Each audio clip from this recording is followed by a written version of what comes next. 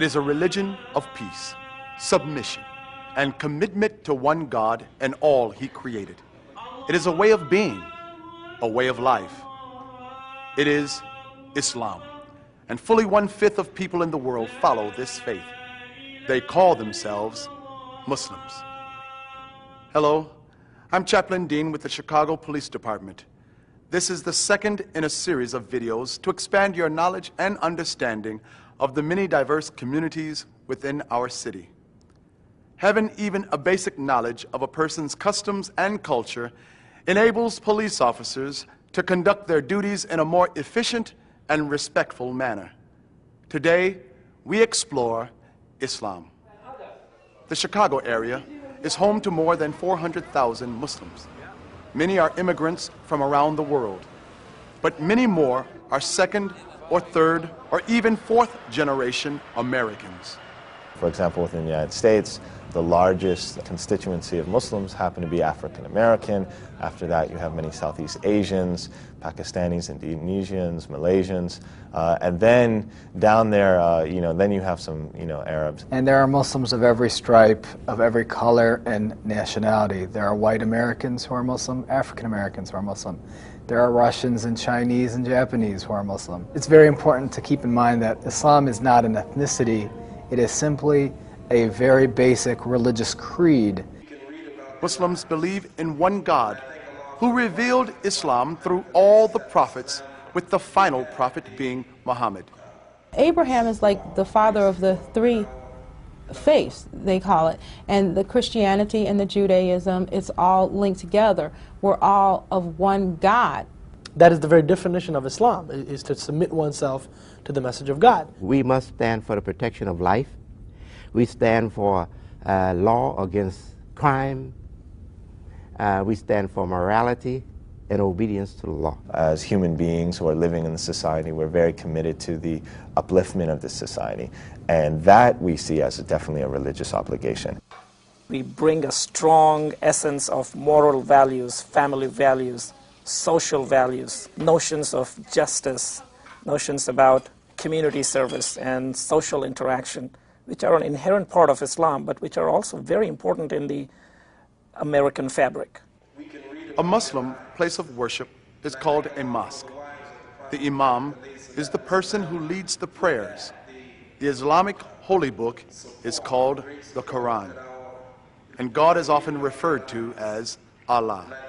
So the word Allah is nothing other than an Arabic word for God. In fact, many of the Christian population in the Middle Eastern areas, they refer to their God as Allah because it's just an Arabic term for God. Muslims practice the 5 pillars of Islam.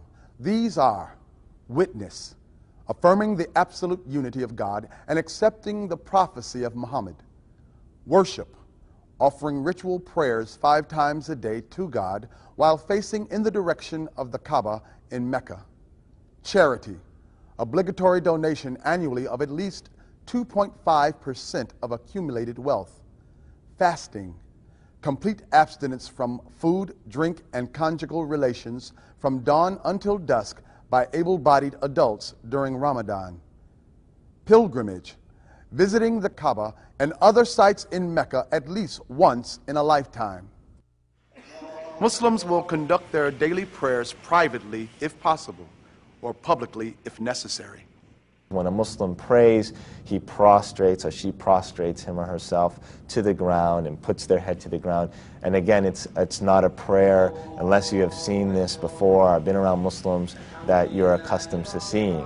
If law enforcement officials, if police officers have to contact some Muslims, it would be best to avoid those times when people are focusing on prayer, especially in public places.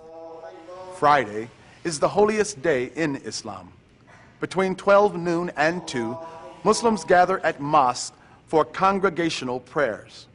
Very, very sensitive, the Friday prayers. And the mosque is very, very sensitive. If you have to go in the mosque for a criminal, I beg you to have the same respect you would have for a Catholic church or for a Protestant church. We don't wear our shoes. We don't wear our shoes onto the actual carpets and the prayer rugs. So that would be considered extremely inappropriate and offensive for for example, police officers going in to investigate something or what have you, to walk on the rugs with their shoes. Of course, also, there are copies of the Quran oftentimes that are kept in these mosques on bookshelves throughout the mosque area itself. It's considered extremely inappropriate to put that on the floor. Islam attaches high significance to personal modesty and requires both men and women to dress in clothes that do not emphasize bodily contours. Women are also expected to cover their hair, and many, but not all, Muslim women wear the headscarf known as the hijab for this purpose. The real purpose is just to notify yourself as somebody who believes in God. And it's really respect for God that you do this for. You have to cover in front of men who are unrelated to you. So I uncover at home, you know, in home environments with family. If I was with a group of women, I wouldn't have to cover. Policemen should treat Muslim women with particular care and sensitivity about modesty and touching, regardless of whether the hijab is worn or not. Muslim men and women are prohibited from being alone in a room with a person of the opposite sex with the door closed. So if it's necessary to interview somebody of the opposite sex, whether it's, you know, male to female or female to male, it would be preferable to have another person in the room. Police will also find that many Muslim women and men will not shake hands and will avoid direct eye contact with members of the opposite sex. And that may be misconstrued as disrespect, or a person is averting something, or, you know, anxious about something. But oftentimes what it is again, the modesty that is prescribed as part of the way Muslims conduct themselves, whether they are men or women. The headscarves and long skirts worn by some Muslim women lead to erroneous assumptions that Muslim women are somehow oppressed. A lot of times people think that Muslim women haven't really had much experience, or are not allowed to do many things, and I think that couldn't really be further from the truth. Nothing holds me back as far as being a Muslim woman. I mean, once you really study Islam, if you're in university and take the classes, you'll see that Islam basically was the first women's liberation movement. It helped the poor. It helped the women from being oppressed. They can own their own businesses, they can own their own property. They were given voting rights from the very beginning in the Islamic tradition. And Muslim boys and girls are equally cherished and keep their parents equally busy. Our children go to school. My daughter is a typical teenager. She's fascinated with basketball. She plays for the school team. Both my children are into tennis. They follow it very closely because that is one of my avid avocations aside from work and other community work. Like Muslim women, Muslim men wear a variety of dress. Head coverings such as kufis, skull caps, or turbans are not religious requirements but cultural preferences.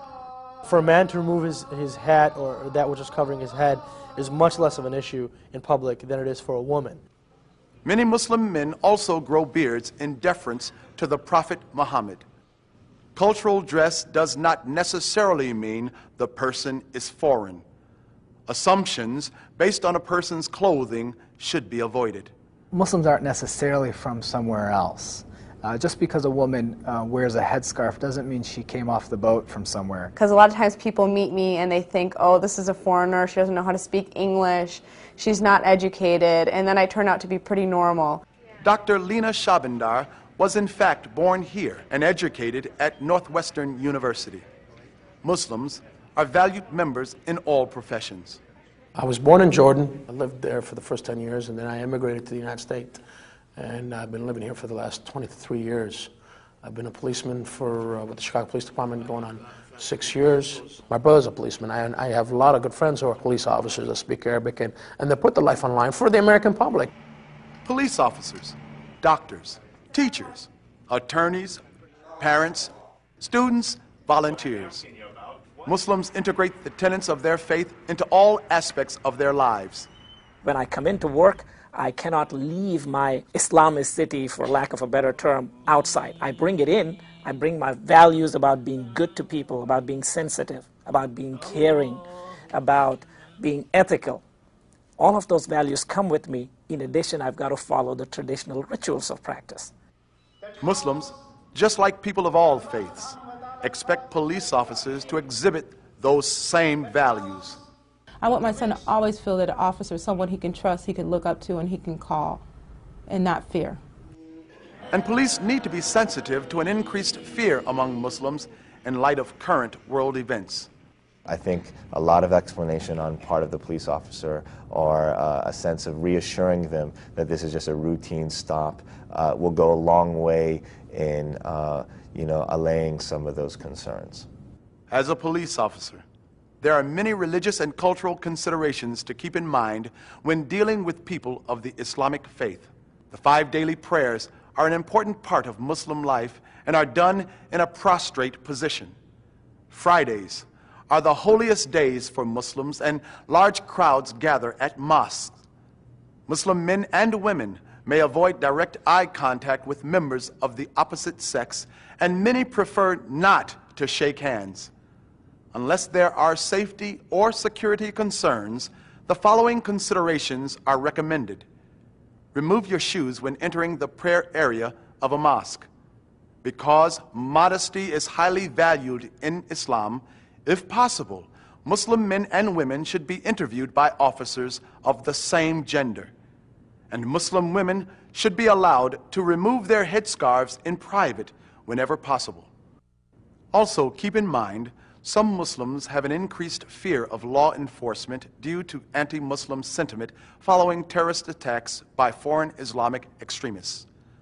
All of the people we encounter on a daily basis expect to be treated with dignity and respect. Those who practice the Islam faith are no exception. It is our hope that this video will serve to enlighten and foster a new awareness and understanding. Thanks for watching, and as always, stay safe.